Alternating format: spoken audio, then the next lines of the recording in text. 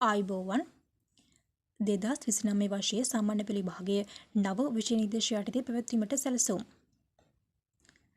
2026 වසරේ ක්‍රියාත්මක කිරීමට නියමිත නව අධ්‍යාපන පරිවර්තන ක්‍රියාවලියට අදාළ මාර්ගෝපදේශ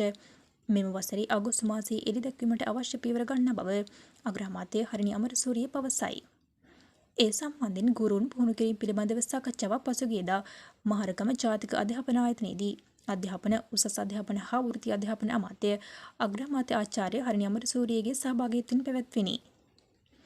2026 වසරේ සිට පළමු වන සහ 6 වන ශ්‍රේණිය සඳහා නව විෂය නිර්දේශය හඳුන්වා දෙන බවත් 2028 වර්ෂයේ 10 වන ශ්‍රේණියට නව විෂය නිර්දේශය හඳුන්වා දීමට නියමිත බවත් නව විෂය නිර්දේශයට අනුව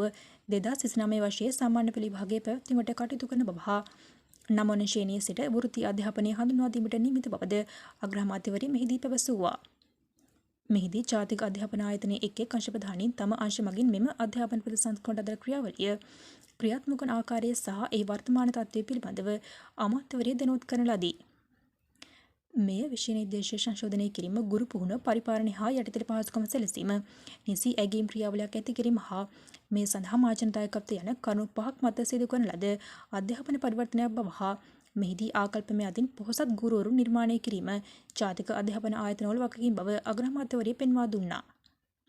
තවද මෙම ප්‍රතිසංස්කරණවලින් නොනැවතී මේවා ක්‍රියාත්මක වන ආකාරය පරීක්ෂා කිරීමට හා විධිමත් ඇගීම් ක්‍රියාවලියක් නිර්මාණය කිරීමට කටයුතු කරන ලෙසද අමාත්‍යවරිය නිලධාරීන්ට උපදෙස් ලබා දුන්නා. මෙම සාකච්ඡාවට අධ්‍යාපන අමාත්‍යාංශ ලේකම් නාලක කල්වය මහතා, මහරගම ජාතික අධ්‍යාපන ආයතනයේ අධ්‍යක්ෂ ජෙනරාල් මහාචාර්ය මංජුලා විතාන පතිරණ මහත්මිය, එම ආයතනයේ සියලු අංශවල ප්‍රධානීන්ද සහභාගී වූහ.